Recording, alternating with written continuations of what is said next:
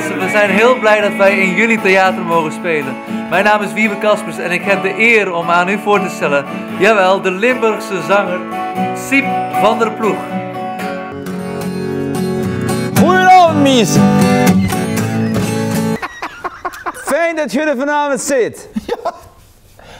Ja. Ja, sorry, excuses voor die man naast mij. Goeien, beste mensen.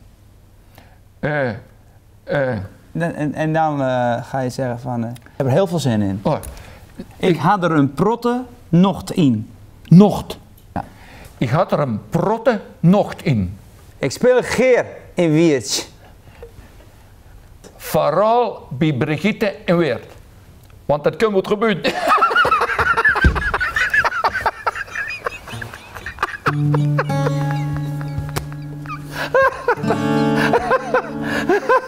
En het schoonste, Sorry voor die man.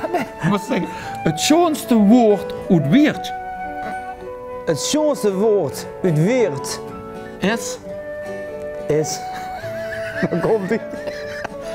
paddenmoerk. Paddenmoerk. Nee, moerk. Moerk. Moerk. Paddenmoerk. Weet je wat dat betekent? Kikker. Oh, Paddenmoerk. Nou, die hebben we. Ja, die hebben we. Refrein. Nou, en dan weer even terug naar dat introotje.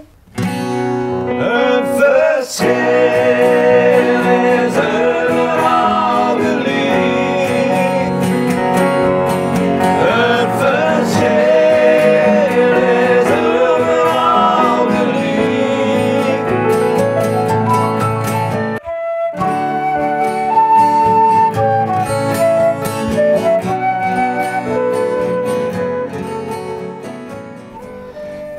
Ik kan er helaas vanavond niet bij zijn, maar ik speel heel graag bij jullie op 15 november tijdens het 40-jarig jubileum van het prachtige theater. En dat doe ik samen met deze hele beste meneer uit Limburg en met die andere diepvries, Wiebe Kaspers. En wat ik heb verwacht zijn, ja, ik vind de liedjes fantastisch. We hebben heel veel liedjes samen geschreven, half Fries, half Limburgs. En ik ben er heel groot op.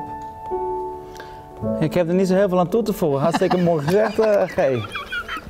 Prachtig.